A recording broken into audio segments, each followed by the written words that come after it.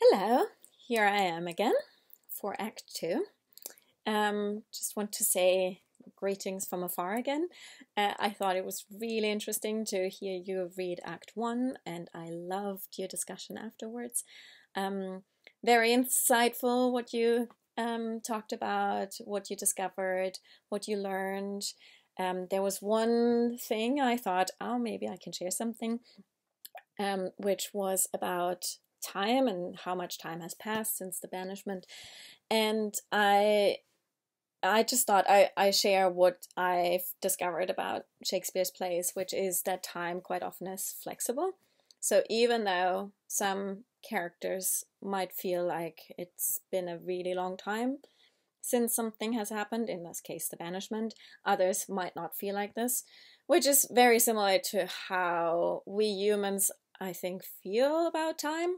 If you go on vacation, sometimes it feels like you got to spend there almost half a year, and when you come back, it feels like no time has passed, or the other way around. And I think Shakespeare really captures this because time is a very curious concept.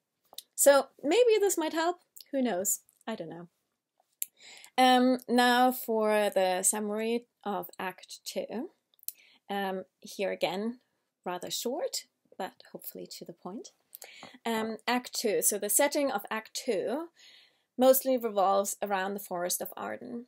After being warned of his brother's plot against him, Orlando and Adam seek refuge in the forest.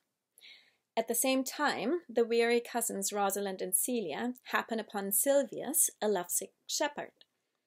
Ganymede, or Rosalind, buys the lease to the property of an old shepherd who needs someone to manage his estate. Ganymede and Elena, or Celia, set up home in the forest. Not far away, and unaware of the newcomers, Duke Senior is living a simple outdoor life with his fellow exiled courtiers and huntsmen. Their merriment is interrupted by the arrival of Orlando, who seeks nourishment for himself and his servant. The two men are welcomed by the outlaw courtiers. This so much for Act 2. And now, just something to keep in mind while reading Act 2. You'll come across the rather famous speech of Jaques in this act.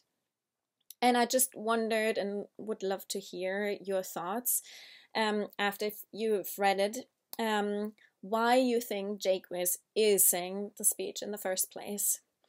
And then just from a performer's perspective, I'd also be really curious to know what might be an active approach of performing this speech when the performer is saying this.